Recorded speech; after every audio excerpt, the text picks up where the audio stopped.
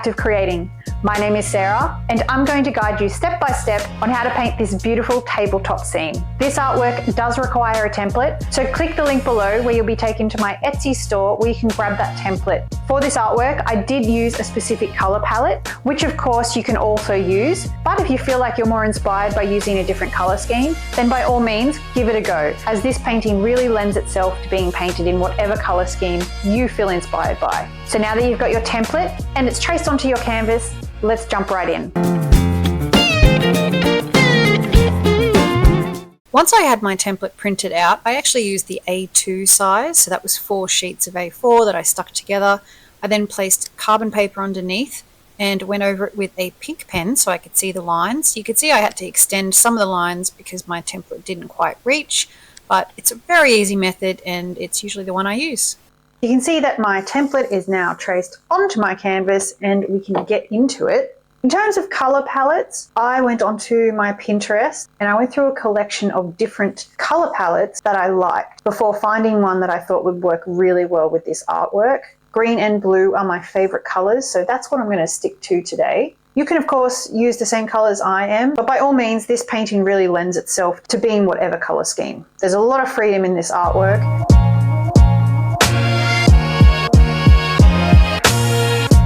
So I obviously have my trusty large flat brush here, which I'm going to use for all of my background. If you don't have one of these, just use the largest flat brush you have. I then of course have my 2 flat brushes, one larger and one smaller. Both of these are very handy. And then I have my 2 round brushes. This one's great for the larger details, whereas this one's better for the smaller details. Color mixing, I'll put my color palette up on the page now. So these are the colors I'm going to mix. And these are the colors I think I'm going to need for that. I haven't actually painted it in this color scheme before, so we're just going to go for it. So at the moment I've got the white, the yellow ochre, the raw sienna, the burnt umber, the black. I've got a nice crimson red here, an ultramarine blue, and a sap green, or just a dark green. I might need to get other colors, but for now, this is what I'm going to start with. And of course, I've got my water and my tea towel. And as you can see, because I've got these shadows, so the light source or the sun is coming from this direction. So these are actually my shadow lines of my items on this table. So when you have decided on your color palette for your table, you'll want to make sure you have a darker version of that color to paint in your shadows. Same with this saucer here for the mug and the magazine. The way we're going to do that is by mixing a heap of one color for our table. I'm going to go a dark emerald color, I think, for my tablecloth. I'm going to get a heap of this green. I'm just going to mix it right in the middle. I'm going to need quite a bit of this. And then I'm going to get some of my ultramarine blue. I'm going to mix up really nice dark emerald. And because I want it to be a bit more on the blue side, trying to match that color palette I've got. I think that's pretty close. Bit of water, looks pretty good. Now I know that I can mix that color with that, so I'm actually going to mix up more because I have a lot of background to paint in. I don't want to run out of my color. A bit more blue. So now I've got my dark color, but I want to have a lighter version of this. So I'm going to actually split that in half. I'm going to get a bit of my white. A bit too blue here actually. I'm going to get a bit more green in there. And then I'm going to get a bit more of my white and I'm going to mix half of that with my color. I'm going to do a lighter version and a darker version. So this will be my main tablecloth color and this will be the shadowed color. So because I've mixed my one color and I'm just making a lighter version of it, it's really just the perfect tone for a shadow. Pretty happy with that. I've got a bit more water. It's pretty full. Probably should have done this with a smaller brush, but that's okay. Now I'm going to paint all of my section this color. So I'm just going to go for it. Might need to swap to a smaller brush in parts to get around my different areas.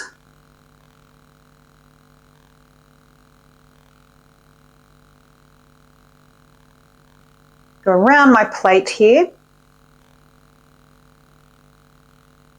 Around my saucer and my mug handle. I might come back with a smaller brush just to do that detail. Very nice color this, I like it. Not worried about how neat and tidy it looks, as this is the first color. So edge of my magazine, and I'm going to come down the side here and paint in all of this section.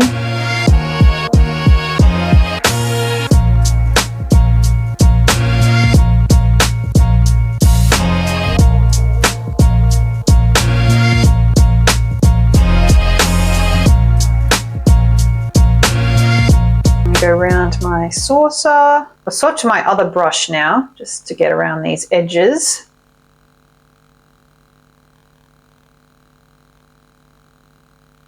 Again, I'm not being too neat and tidy, too worried about it. And you can already see this will work in any color palette or any color scheme you like.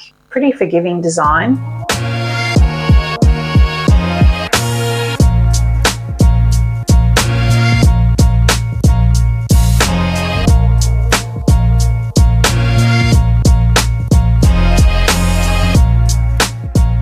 And don't forget this corner over here as well, the other side of the magazine. Just getting a little bit of white in this mixture, and I'm just going to do a couple of little strokes through the areas I've already painted, just to break up the flatness of the colour. Now, I haven't been very neat with my lines, but that's because we're working our way up in layers. So as I work my way up, I will be able to paint over these sections and make the lines much neater. I'm going to keep using this brush, my normal large brush. And I'm going to go back in with just the dark version of the one we've just done. And this is going to be our shadow colour. This is the shadow for the plate, this section in here. Might make it a bit darker actually. I'm going to put a bit more of the blue and the green in here.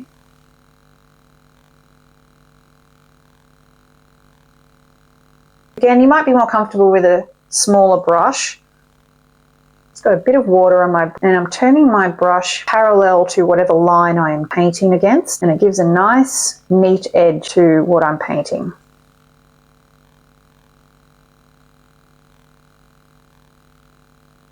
So starting with the shadow of the plate, the croissant on it, you can see there is a difference between the two. As long as you've got a darker version of the one you've just painted, it will work. Same with the cup down here. So this whole section here is my darker shadowed colour. I'm going to go around the saucer here. And then all of this is the shadow of the cup. As I'm building my way up, this is where I can just neaten up my lines. I've got a nice amount of paint on my brush, and it's just a matter of painting that edge in. It just neatens it up really quickly.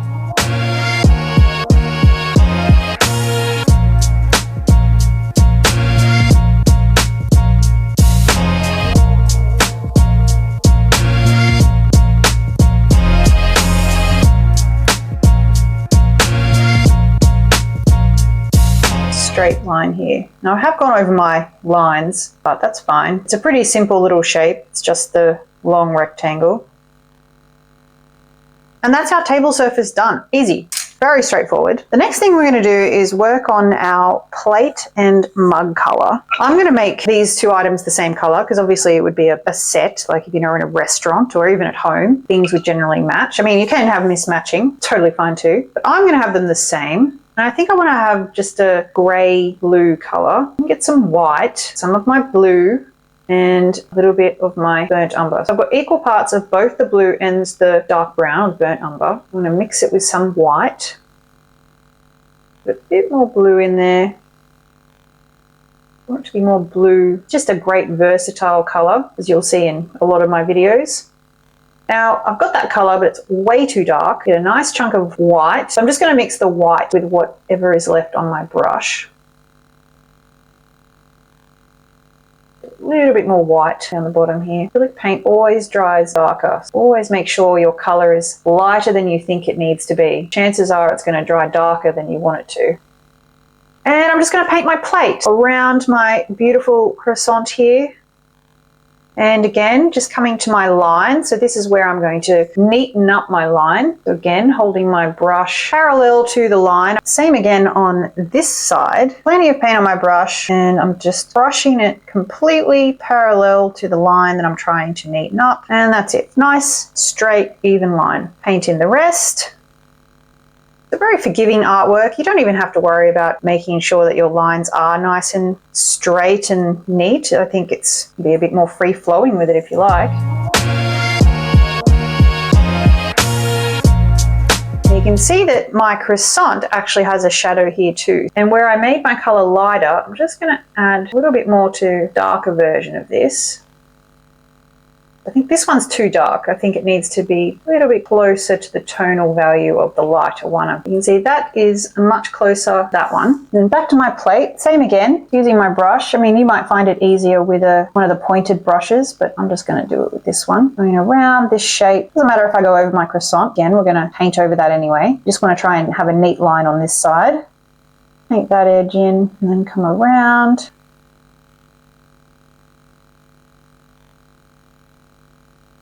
Nice neat line. Now that our plate is done, and while I'm here, I'm going to go back in with a clean brush and some white paint, and I'm just going to paint some little highlights on the edge of my plate.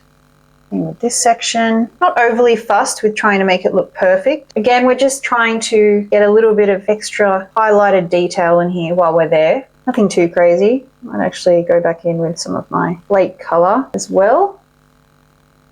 We are going for a very impressionistic style of artwork. We're not going for perfection, not a still life. Just a nice little painting of a little breakfast setup. It doesn't have to be perfect.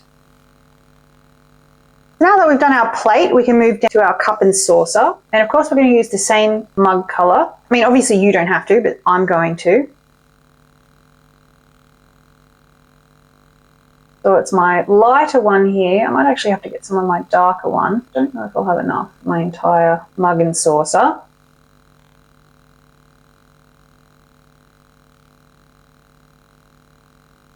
So also when you need to get a nice straight line, really helps to add some water to your paint. Just don't add too much, then it'll become like a runny watercolor. You just really want kind of melted ice cream consistency. And then when it comes to doing lines, you can see it's just really easy and just gives a nice straight line.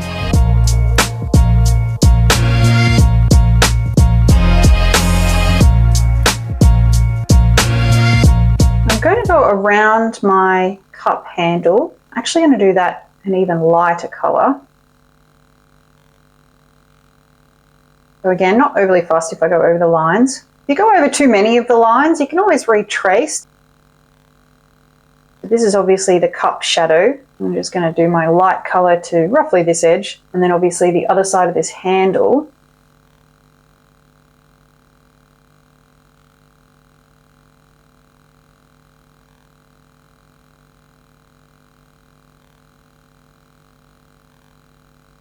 I'm just still using my smaller flat brush. If you're more comfortable using your round ones with the points, by all means. You just got to remember, if you use a larger brush, you're less inclined to get too bogged down or restricted with your details.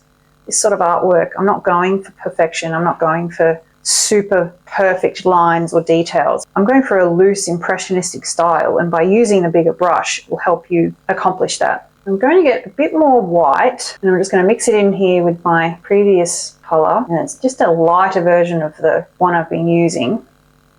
This is for the top rim of my cup. So again, line right on the top of the edge, holding my brush parallel to the line. Don't forget to add a little bit of water. Again, if I go over on the inside of the cup, I'm not concerned at all because that is yet to be painted. Just want to make sure the edge of this ring is nice and neat. And I'm going to do the same for the handle. My brush is actually the same width as the handle, so it makes it a little easier. So I'm just going to wash the lighter color off my brush, and I'm going to go back with my darker plate color and paint in this section, the last section of our cup. I'm going to try and keep that edge nice and neat.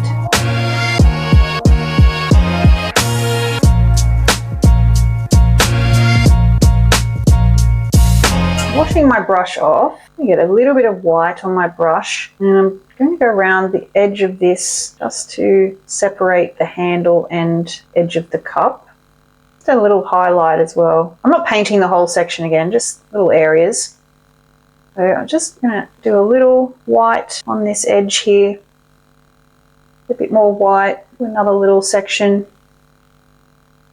Might make this one a little bit wider, following the shape of the cup and saucer. And I will add a little white highlight on the edge of this handle as well. And while we have the white on our brush, we'll do the same for our croissant plate. I might even go over my croissant to keep that effect going. And then the same with this side. It's a white line. I just want to make sure I follow the same shape as the plate. It'll look better.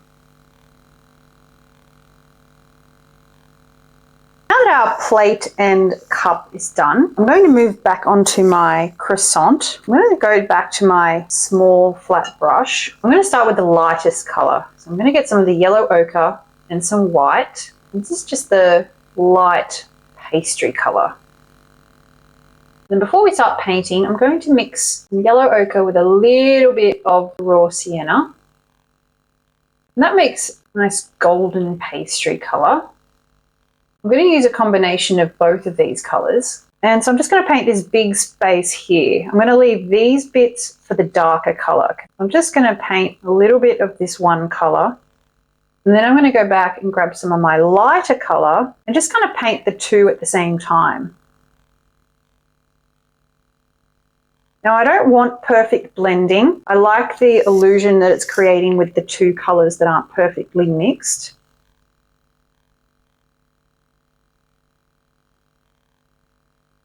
Bit more of this light color and even some brush strokes, some little details, getting the paint on there. Actually gone over one of my dark bits there, but that's all right, I'll come back to that. Getting some of my darker color. It just creates a little bit more interest than just doing one flat color. Getting some light, and I'm just brushing it on. While the paint's all still wet, I'm not worried about blending or making this look realistic. I want this to be a really painty style. I'm going to get my darker color, and because this side is slightly darker, I will put a little bit more of a darker color on this side. I'm going to brush that up. And that's it. That's all we're doing. Same with this end here. Might even get a little bit of the actual raw sienna by itself, just a little bit just around this end of the croissant.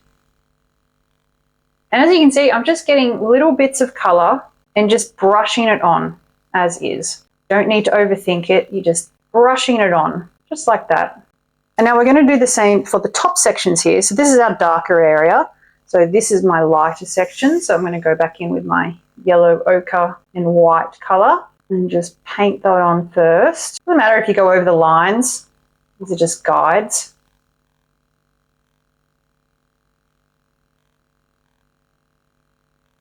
And get a little bit of my darker color, doing the same thing, a couple of little brush strokes, nothing too crazy. And then I've got this section in here, so I'll do the same thing. I'm going to paint all of that in. I'm just going to paint all of those sections in, just with this lovely color.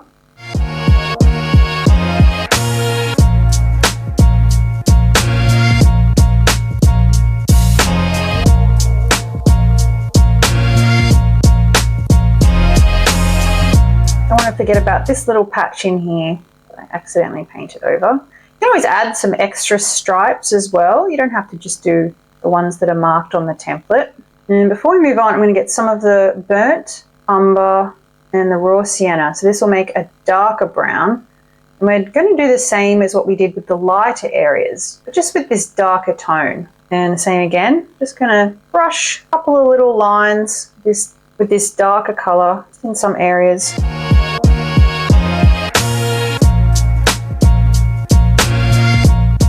Before we move on, just going to add an extra little bit of gold, extra little bit here and there. Not going too crazy. Might just soften some of these edges. I don't want to soften all of them.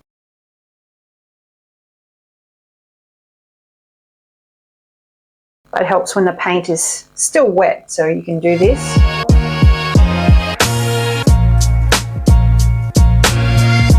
And I'm going to do just a little darker line here on this side. I feel like it needs it just on the end of the croissant. On this edge here. Like I said, you can always add a couple of extra lines here and there, but I just want to make sure that this edge is a little bit darker. I'm just using my raw sienna and burnt umber mix just to darken the edge. So our croissant is looking pretty good. So I'm going to wash off my brush. Now we need to come down to our coffee. And it's kind of the same colors as our croissant, but we are going to go darker. And I'm going to use the burnt umber and probably the raw sienna mix for our base color. I might make it a little bit darker. And I'm going to paint the inside of my cup. A bit more water on there. The same when it comes to the line on the cup. We want that kind of melted ice cream consistency for our paint. When your paint is that consistency, it just manipulates so much better. So it might take a bit of practice to get the right consistency, but you just got to be careful not to add too much water.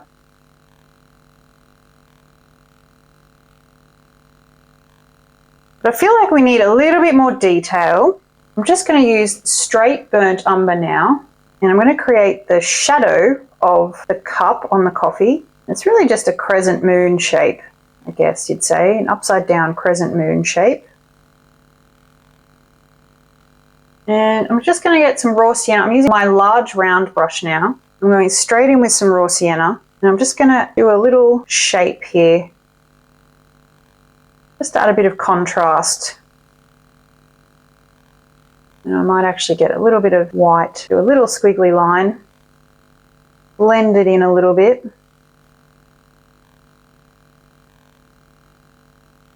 Just the remnants of the foam on the top of the coffee. I don't want too much detail. I'm going to keep it quite simple. If you went into the shadowed section, you'd have to add a darker color of whatever this color is. So I've done my raw sienna there, so I'd have to go back and get some of my raw sienna and burnt umber mix. And I just want to neaten up this line here. Round brushes are so helpful.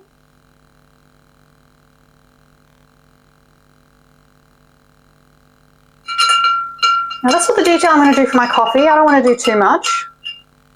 Now I just need to tidy up some of the edges on my cup. I'm sticking to my large round brush. I'm going to neaten up this edge here. Now again, I'm not going for super neat. I just want its lines a bit crooked. So while I'm here, I may as well do it. Detail on the handle here. This is kind of like a creamy white. I've just put a bit of this yellow ochre into it, which does help to add a little extra contrast. It's quite nice. Might even add a little bit on my saucer.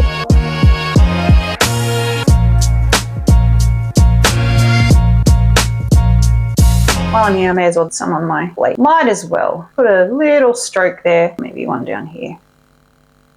There we go. That is our croissant and our coffee done. I think it looks great. Now we need to come down and do our beautiful magazine. I think I might do a nice navy blue cover. I like the blue from these swatch colors I have. I think it'll look really nice. So I'll get the blue I have here, and I'm going to get a tiny bit of black. Won't need much. A little bit goes a long way. So I'm going to add a little bit at a time. Just getting a tiny bit on the corner of my brush. That's going to help to be a nice deep blue color. Now I kind of need to dull that down a little, so I might get a little bit of the raw sienna. I always do a little bit at a time. A bit more again. I'm on the right track, it's getting there. Now I just think I need to lighten it a little. Get a little bit of white, I won't need much. And a little bit more raw sienna. I like that. Goes well with the green, which I have on my palette here. Again, get some water. I'm going to have to paint the magazine cover.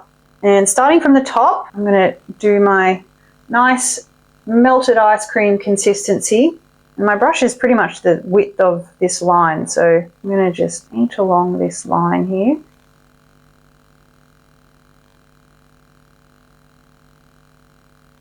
that nice corner and bring it down.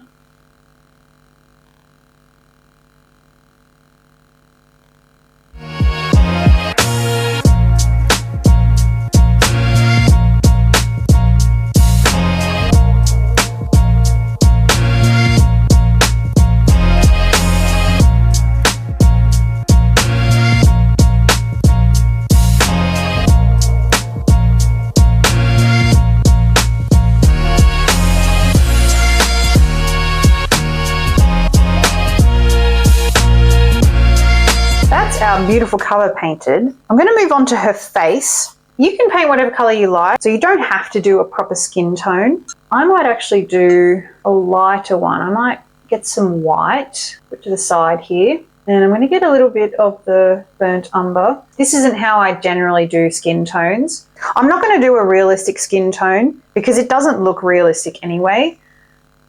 For other artworks, yes, I would definitely do proper skin tone mixing by mixing the primaries, and for this, I want to keep it close to this color palette that I've got. And by adding the brown and the white, I can get a color pretty close to the one I'm after. Again, bit of water. Now, obviously, this isn't a realistic skin tone at all, but it will work for this sort of artwork. And I'm just going to go straight onto it. Again, I'm not too worried about these lines. I mean, you could have done the cover last, to be honest, and that's probably the better way to do it, but I think I just got too excited to paint the blue.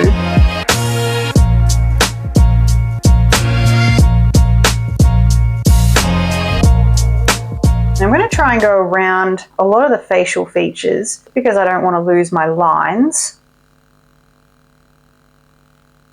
But I'm not being too neat, as you can see. It's more about just getting the paint on there.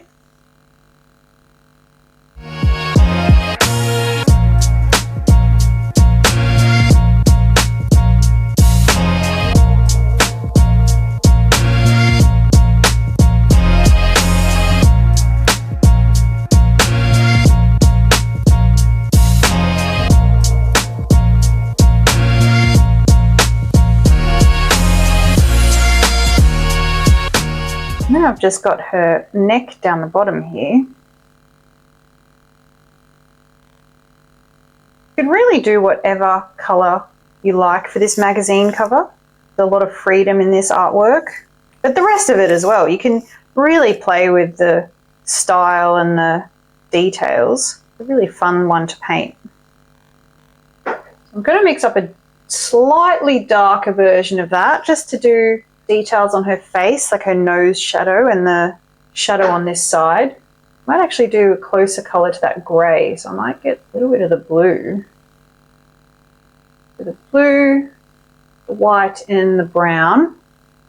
And now I've got a colour pretty close to that one from the colour palette. A bit of water, perfect consistency. And just this section down here on her eye and then underneath her eye. I've actually gone over my hairline here, but that's fine. Then there's this bit under her eyebrow. And then her nose.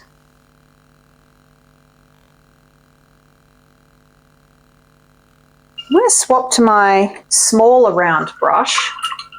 This is the details. We'll finally use our crimson red. You're not going to need much. I'm going to mix some of my raw sienna in here.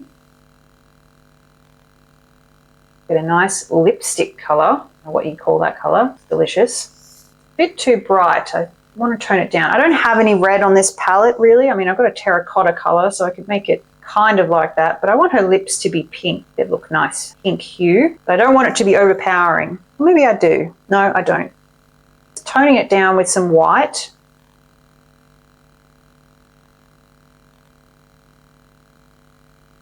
The darker colour here is going to be her top lip, because the top lip is always darker than the bottom. I'm going to make this one darker.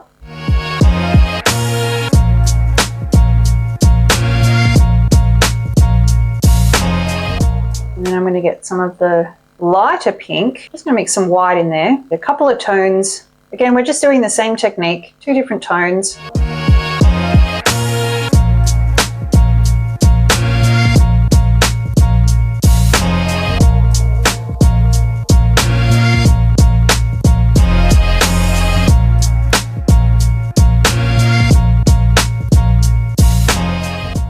do her shirt before I move on to finishing the rest of her face. And I kind of like that sage green color. So I've got some green and let me go the yellow ochre. Let me start with half of each, see what we get. It's pretty close. A little bit of the raw sienna. Closer again, a bit of water, paints are drying out. A bit more raw sienna. And this is going to be her shirt, so I'm just going to paint this. This goes really well with the dark blue, actually. If you are struggling with colours, I do recommend getting inspiration from existing colour palettes from Pinterest. It really does help. It saves you worrying and stressing about what colours to paint things. It's just guiding you. I mean, nothing wrong with taking inspiration from colours. And obviously you can practice mixing your colours before you start painting. Just get little amounts at a time. Take notes of what you did to mix the colours. Maybe watch some tutorials. Just going to turn that around. Easier to get this corner with this angle. Good too. Got a very 1950s or 60s vibe to it. It looks good. Now we're nearly there. So I'm going to do her hair next. And I'm going to go back to my large round brush. And by doing her hair, that'll leave it time to dry. So then we can come back and do our letters last. Going back to my color palette, I can pretty much just go straight in with a raw sienna. I might try and get this terracotta color. I've got some of the raw sienna here, and I might get a little bit of the red. A bit more red, I think. Terracotta-y enough.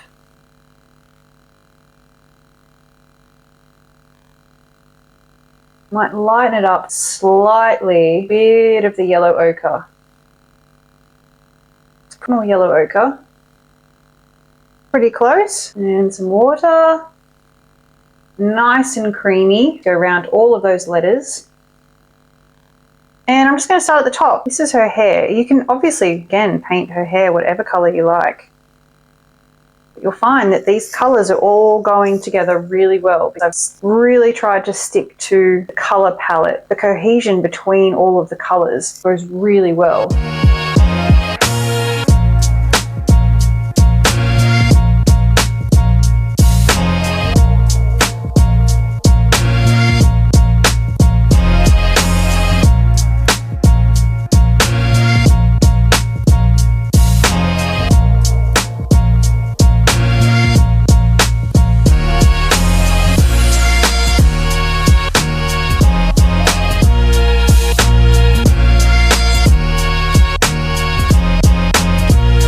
I'm going to use my small round brush to do her eyebrows, same color.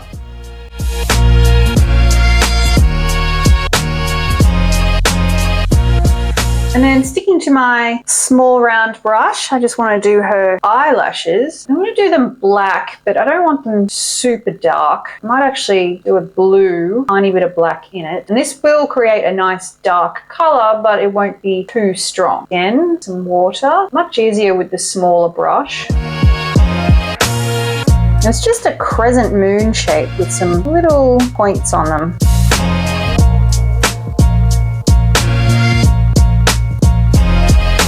And the same with the other side.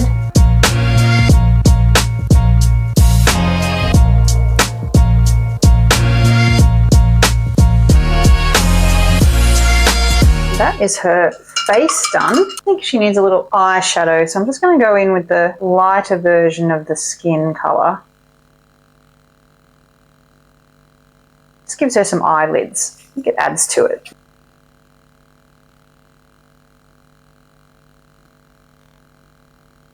And I'm going to add a little highlight on her lip here.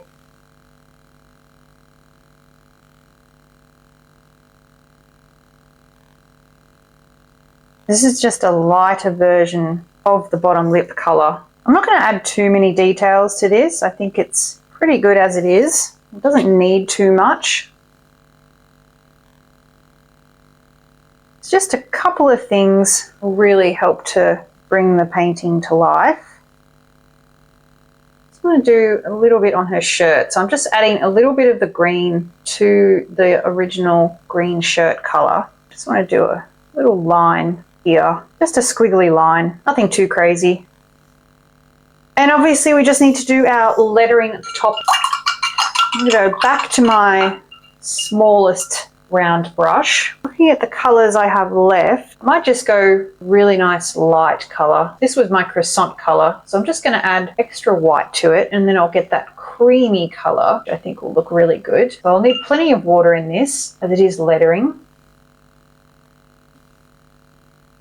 I want that really nice creamy consistency, and then I'm going to paint my letters. I might actually turn it around just to get a better angle. I'm just going to start with the E, and I'm not going to worry about being too neat, otherwise I'll be here forever. I'm just going to go around the letters pretty quickly. See, I'm moving quite quick.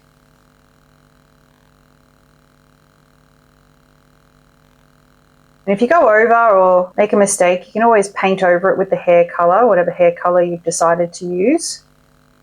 It's my E done. Continue on.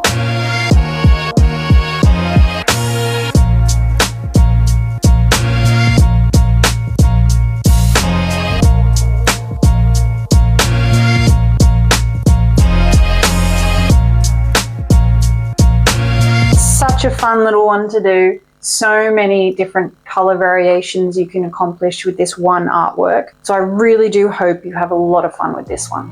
And there we have it. Thank you so much for joining me for my newest tutorial. I hope you've had fun painting with me, or even just watching. Of course, be sure to like and subscribe so you don't miss out on any of the other future artworks I create. And don't forget to tag me in any artworks you make. I love to see what you've come up with. Thanks again, and I'll catch you next time. Bye.